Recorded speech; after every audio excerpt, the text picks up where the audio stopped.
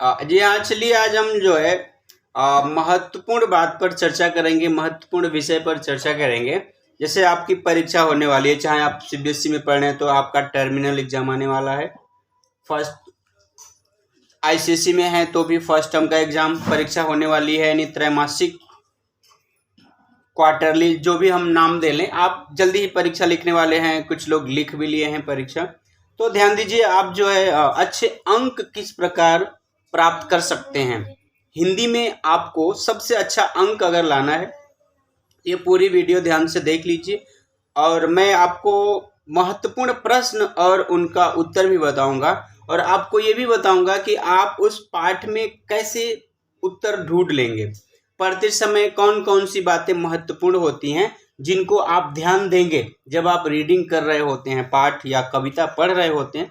तो उस समय अगर आप उन बातों को ध्यान में रखते हैं तो आप आसानी से किसी भी परीक्षा, आप जो पोर्शन पढ़ लिए हैं, परीक्षा में आपको घबराने की जरूरत नहीं पड़ेगी। आप आसान तरीके से, आसानी से, बिना घबराए, निश्चिंत होकर के आप परीक्षा में जो है बैठेंगे और उत्तर लिखेंगे भी। घबराने की कोई जरूरत नहीं होगी। अब ध्यान दीजिए, आपको शुरू कैसे करना है। जैसे आपको सबसे पहले जो है निबंध लिखने के लिए पूछा जाएगा, ऐसे राइटिंग आपको होगी। प्रश्न रहेगा कुछ ऐसा कि निम्नलिखित में से किसी एक विषय पर निबंध लिखिए। तो अब आपको देखिए, पूछा जाएगा 200 शब्दों में, 250 शब्दों में या 300 शब्दों में। तो जैसे कहा गया है आप ध्यान रखिए, अगर 200 या 250 यानी 200, 250 या 300 वर्ड्स आपको लिखने के लिए कहे गए हैं, तो आप उसी आधार पर आप अपने विषय का विस्तार करेंगे, यानी जो आपके एसे राइटिंग का टॉपिक है। तो मैं बताता हूं शुरू कैसे करना है। देखिए, पहले आप सोच लीजिए 200 का है या 300 का है, बात उसी में आप उसके विषय विस्तार को बढ़ाएंगे तो आपका मैटर जो है 200 शब्द या 300 शब्द, 200 से 300 भी हो जाएगा आसानी से। आपको मैटर बढ़ाने के लिए क्या क्या तरीके हैं मैं आपको अभी बता देता हूं आगे। कोई भी विषय आपने लिया है, देखिए, तो आपको उस विषय का परिचय सबसे पहले देना होता है, यानी इंट्रोडक्शन, इंट्रोड्यूस करना होता है कि आपको ये एग्जामिनर को आपसे ये जानना होता है कि उस विषय के बारे में आपको पता है कि नहीं। तो सबसे पहले उसका अर्थ पूछा जाता है, उसका मतलब पूछा जाता है। यह बात आपको स्पष्ट रूप से लिखी नहीं होती है कि आप इसका अर्थ भी बताइए। जब आप निबंध लिखते हैं तो निबंध का जो आपको टॉपिक दिया गया है, जो विषय दिया गया है, आपको उसका अर्थ बताना होता है, क्योंकि उसके लिए निर्धारित अंक होता है। आप उसका अर्थ बता रहे हैं तो अगर आपने अर्थ नहीं बताया और सीधे तरीके पर आप जो है और आगे की बात आप विषय विस्तार करने लगे, तो आपको जो शब्द का अर्थ बताने के लिए नंबर, जो मार्क्स निर्धारित किया गया है, वो आपको नहीं मिलता है। इसे मान लीजिए, अगर आपको पर्यावरण प्रदूषण टॉपिक पर, विषय पर निबंध लिखना है, तो आपको पर्यावरण शब्द का अर्थ क्या होता है ये भी बताना होगा, प्रदूषण शब्द का अर्थ क्या होता है ये भी बताना होगा, फिर आपको उसका मतलब बताना है। वो जो शब्द है पर्यावरण, देखिए पर्यावरण जो है दो शब्दों से मिलके बना है, परि प्लस आवरण। परिधन प्लस को धन बोलते हैं, जोड़ना, ठीक है। तो परि प्लस आवरण, परिधन आवरण। परि का अर्थ होता है चारों ओर से, आवरण का अर्थ होता है ढका हुआ, यानी वह आवरण जो हमें चारों ओर से घेरे हुए है, ढका हुआ है, उसे पर्यावरण कहते हैं, ठीक है। तो ध्यान दीजिएगा, इसकी परिभाषा होती है कि परिभाषा यानी डेफिनेशन, कि दृश्य या अदृश्य वह आवरण जो हमें चारों ओर से घेरे हुए है, उसे पर्यावरण कहते हैं। दृश्य या अदृश्य का मतलब है जो दिखाई देता है, ठीक। दृश्य यानी जो दिखाई देता है, अदृश्य अर्थात जो दिखाई नहीं देता है। तो हम जहां कहीं भी हैं, अगर हम किसी कमरे में हैं तो कमरे में हम दीवारों से घिरे हुए हैं जो दिखाई दे रही हैं, लेकिन हमारे अगल बगल हवा भी है, हमारे चारों तरफ हवा भी है जिसको हम देख नहीं पाते हैं। ठीक है, तो यह अदृश्य हो गया जिसको हम देख नहीं पा रहे हैं। प्रदूषण का अर्थ होता है विकार उत्पन्न होना, यानी प्रकृति के उन तत्वों में विकार उत्पन्न होने को प्रदूषण कहते हैं। जिससे क्या होता है, प्रकृति के तत्वों की गुणवत्ता में कमी आ जाती है, यानी जब उनकी क्वालिटी खराब हो जाती है, मतलब कि जब वो अच्छाई के जगह पे नुकसान पहुंचाने लगते हैं, तब हम कहते हैं कि प्रदूषित है। जैसे पानी है ना, जल प्रदूषित हो गया है, अगर हम प्रदूषित जल पी लेते हैं तो बीमार पड़ जाएंगे। तो जल की गुणवत्ता है वो हमारे सेहत में लाभदायक होता है सेहत के लिए, लेकिन अगर हम प्रदूषित पानी पी लेते हैं तो क्या होंगे, बीमार पड़ जाएंगे। तो यह है प्रदूषण।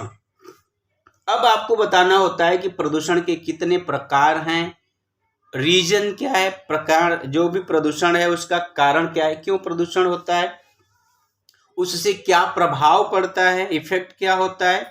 तो देखिए, सबसे पहले जब हम निबंध लिख रहे होते हैं तो आपको प्रस्तावना लिखना रहता है, इंट्रोडक्शन लिखना रहता है। उसके बाद होता है विषय विस्तार, जिसमें मैं आपको बताया कि कितने प्रकार का होता है, प्रकार बताना है, फिर उनका कारण बताना है, उसका वह प्रदूषण जो हो रहा है जिस कारण से हो रहा है, फिर उससे हमारे ऊपर प्रभाव क्या पड़ता है, फिर हम उनको रोकेंगे कैसे। तो हर एक का कारण, इफेक्ट और उसको रोकने का उपाय बताना होता है। फिर अंत में हमको सभी को रोकने के लिए उपसंहार जो होता है, यानी सबसे पहले प्रस्तावना, फिर विषय वस्तु, विषय विश्लेषण, उसको हम डिस्क्राइब करते हैं, और उसके बाद अंतिम जो पैराग्राफ होता है जिसमें हम उपसंहार लिखते हैं, कंक्लूजन। अब ध्यान दीजिएगा, जब आप विषय वस्तु लिख रहे होते हैं, डिस्क्राइब कर रहे होते हैं, उस समय आपको अच्छे लोकोक्ति मुहावरों का प्रयोग करना होता है, अच्छे शब्दों का प्रयोग करना होता है, कुछ स्लोगन्स अगर आप प्रयोग कर लेते हैं, जैसा आपके विषय से रिलेटेड, अगर उस विषय से रिलेटेड संबंधित अगर आपको लग रहा है मुहावरा आएगा, कोई नारा आएगा, जैसे जल है तो कल है, इस तरह की बात, जल ही जीवन है। आप अपने निबंध लिखते समय उसमें इन शब्दों का, नारों का प्रयोग करते हैं, तो उसके लिए आपको अच्छे अंक दिए जाते हैं, और ये माना जाता है कि आपके पास ना जो राइटिंग स्किल है, आपकी लेखन कौशल है, अच्छा है, और लेखन कौशल अच्छा है, इसके लिए आपको कुछ अंक जो निर्धारित किए गए हैं वो दे दिए जाते हैं, काटे नहीं जाते हैं। और अगर आपने इन बातों का ध्यान नहीं रखा है तो भाषा कौशल के आधार पर जो अंक निर्धारित किए गए होते हैं वो आपसे कट कर लिए जाते हैं। तो आपको निबंध में पूरे अंक लाना है, तो इन सारी बातों को आप जरूर ध्यान रखें। आपको कई ऑप्शन दिए जाएंगे, 4 भी दिए जा सकते हैं, देखिए 3 भी दिए जा सकते हैं, 4 भी दिए जा सकते हैं, 5 भी दिए जा सकते हैं, और करना कोई भी एक है, कोई भी एक आपको करना रहेगा, ध्यान दीजिए। ऐसे ही दूसरा रहेगा, आपको पत्र लिखने के लिए लेटर राइटिंग 2 में से कोई एक करना है आपको, ध्यान रखिएगा। फॉर्मेट आपको बताया ही गया है, आप नहीं देखे हैं तो इसे हमारे चैनल पर लेटर राइटिंग का फॉर्मेट है, आप एक बार जरूर देखिए, पत्र लेखन बाय उमेश सर, तो आपको समझ में आ जाएगा पत्र कैसे लिखना है। पत्र लेखन बाय उमेश सर, पत्र कैसे लिखें आप ढूंढ लीजिए और आप ये देख लीजिए, आपका ये बात समझ में आ जाएगा कैसे लिखना है, क्या करना है। लिफाफा भी बनाना होता है, अच्छा रहेगा। उसके बाद है, देखिए आपका तीसरा होता है अपठित गद्यांश, अनसीन पैसेज। आपको एक ऐसा गद्यांश दिया जाएगा, ऐसा पैराग्राफ दिया जाएगा जो आप देखे नहीं है, इसीलिए कहा गया है अनसीन। ठीक है, तो उसमें ना एक महत्वपूर्ण प्रश्न जो बच्चे कई बार कंफ्यूज हो जाते हैं, पूछा जाता है कि दिए गए गद्यांश का उचित शीर्षक समझाइए, या आप उचित शीर्षक क्या दे सकते हैं, मतलब कि उस गद्यांश के लिए आप उसको क्या हेडिंग दे सकते हैं, ये आपको बताना होता है। तो ये बात ध्यान रखिए कि जो गद्यांश दिया गया है, तो गद्यांश में किस बात पर मुख्य रूप से, विशेष रूप से ध्यान दिया गया है, आपको वो बात बतानी होती है, और वही उसका टाइटल होगा, वही उसकी हेडिंग होगी। जिस बात पर विशेष जोर दिया गया है उस पैराग्राफ में, उस पैराग्राफ की हेडिंग, टाइटल वही होगी, उसका शीर्षक वही होगा जिस बात के लिए उसमें बार बार जोर दिया गया है। तो ध्यान रखिए, शीर्षक देना आसान होता है, 1 से 2 शब्दों में उसका उत्तर हो जाता है और 2 अंक के लिए होता है। और वहीं बच्चे कंफ्यूज होते हैं कि क्या करना है, क्या करना है, इसका मतलब क्या है। शीर्षक मतलब है टाइटल। उस गद्यांश के लिए आप क्या टाइटल दे सकते हैं, क्या उसकी हेडिंग आप क्या दे सकते हैं। दूसरी बात, उससे संबंधित जितने प्रश्न पूछे जाते हैं आप ध्यान से उसमें पढ़िए।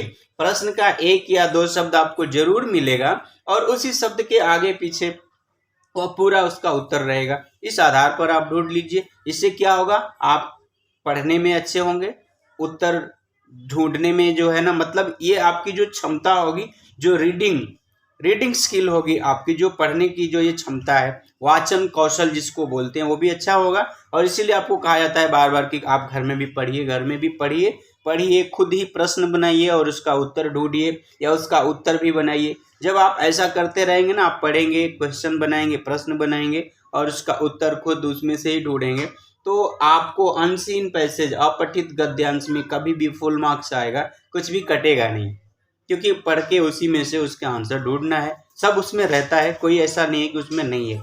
हाँ, कुछ बातें हैं जो ग्रामर की हैं, तो उसमें ग्रामर में क्या है, शब्द का रूप अलग होता है, वो भी वर्ड उसमें होता है, बस उसका रूप, किसी में ता यानी उपसर्ग प्रत्यय जुड़ जाता है या वो उसका पर्यायवाची शब्द होता है, अंतर इतना ही होता है, वो वर्ड उसमें यूज किया गया होता है, वही पूछा जाता है। तो आप इस बात का बिल्कुल ध्यान रखिएगा और आप उत्तर लिखते समय इन बातों को ध्यान में रख करके आप अपनी परीक्षा में समय का सदुपयोग करेंगे तो आपको अच्छे अंक मिलेंगे, पक्का मिलेंगे। आप बिल्कुल इस बात का ध्यान रखिए। इसके बाद देखिए, आपको सामान्य व्याकरण से प्रश्न पूछा जाएगा, जनरल ग्रामर। जितना पोर्शन आपको दिया गया है लेसन रिलेटेड ग्रामर रहेगा, आपके पाठ से संबंधित, जो आपको पीछे जो है ना अभ्यास के लिए लेसन के पीछे पार्ट में दिया गया रहता है। देखिए, तो वहां से कुछ पूछा जाएगा, पक्का पूछा जाएगा, और कुछ बातें आपको वहां से ना पूछ करके दूसरी ओर से पूछी जाती है। यानी जनरल ग्रामर इसीलिए आपके लेवल से जरूर पूछा जाएगा। तो आप ध्यान रखिए, अगर आपके रीडर में नहीं है 1 या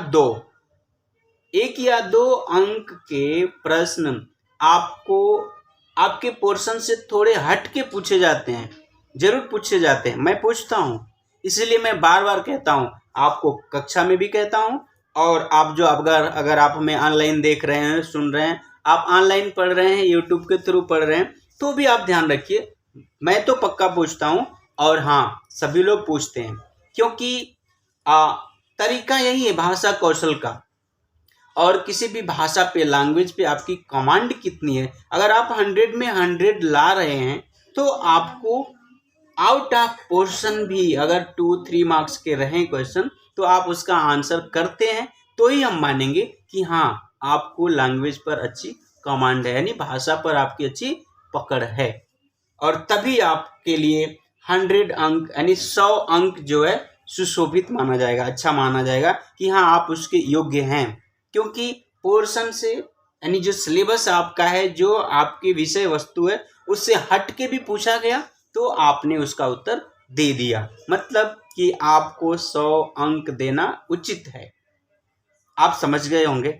इसलिए ध्यान रखिए, आपके लेवल से, आपके स्तर से, आपका जो स्टैंडर्ड है, आपका जो लेवल है, आप 8वीं में हैं, 9वीं में हैं, 10वीं में हैं, या आप +1 11वीं 12वीं में हैं, तो आपके लेवल से, आपके ही स्तर से 1-2 अंक के प्रश्न ऐसे जरूर पूछे जाते हैं व्याकरण से, जो आपको भले पढ़ाया ना गया हो उस क्लास में, भले आप उससे पहले पढ़ लिए हों, पूछा जाता है ऐसा। तो आप ध्यान रखिएगा इस बात को, ठीक है। हाँ, उसमें देखिए, आपसे पर्यायवाची शब्द पूछा जा सकता है। पर्यायवाची शब्द कभी भी एक वर्ड के 2 पर्यायवाची लिखने होते हैं। जैसे आपको पूछ लिया गया आम, तो आम का रसाल और आम्र 2 आप कम से कम लिखेंगे, तभी आपको 1 अंक मिलेगा। अच्छी है आँख, आँख का नयन और नेत्र। अगर आप आँख का नयन और नेत्र लिखते हैं तो आपको 1 अंक का है तो 1 अंक मिलेगा। आपने आँख का नयन लिखा, आप बस छोड़ दिए तो आपको हाफ मार्क्स मिलेगा, फुल नहीं मिलेगा। ध्यान रखिएगा, पर्यायवाची अगर आपसे पूछा जाता है तो आप जरूर जो है 2 उत्तर लिखिए। एक बात बता दूं, कुछ महत्वपूर्ण शब्द मैं आपको बोल देता हूं, आप याद कर लीजिएगा। बादल, जल, बाल, धरती, सूरज, कमल, फूल, आग, सूर्य, रोशनी, और भी बहुत हैं, लेकिन आप इनको पढ़ लेते हैं जो मैंने अभी आपको बोल दिया। तो कुछ ना कुछ इसमें से जरूर आपसे पूछा जाएगा, तैयार रहिएगा। पर्यायवाची शब्द हो गया। ऐसे फिर लिंग बदलिए पूछा जाएगा, लिंग बदलिए यानी जेंडर। अगर प्रश्न स्त्रीलिंग का यानी मेल है तो उत्तर फीमेल का देना है, अगर प्रश्न फीमेल का है तो उत्तर मेल यानी स्त्रीलिंग पुल्लिंग। तो आप इन बातों को बिल्कुल ध्यान में रखिएगा। जी हाँ, ठीक है। तो ध्यान दीजिए, व्याकरण से ना लिंग बदलिए, वचन बदलिए, उपसर्ग, प्रत्यय आदि ऐसे ही पूछा जाएगा, आप इनके उत्तर दीजिएगा। फिर पार्ट बी आपका जो है ना, आपके लेसन से रिलेटेड प्रश्न और उत्तर पूछे जाएंगे, रेफरेंस टू कंटेंट्स। तो आप इसके लिए तैयार रहिए, मैं जल्दी ही आपके पोर्शन से संबंधित कुछ प्रश्न और उत्तर लेके आऊँगा। आप इस चैनल से जुड़े रहें, आपको उसका फायदा होगा। धन्यवाद। जय हिंद, जय हिंदी।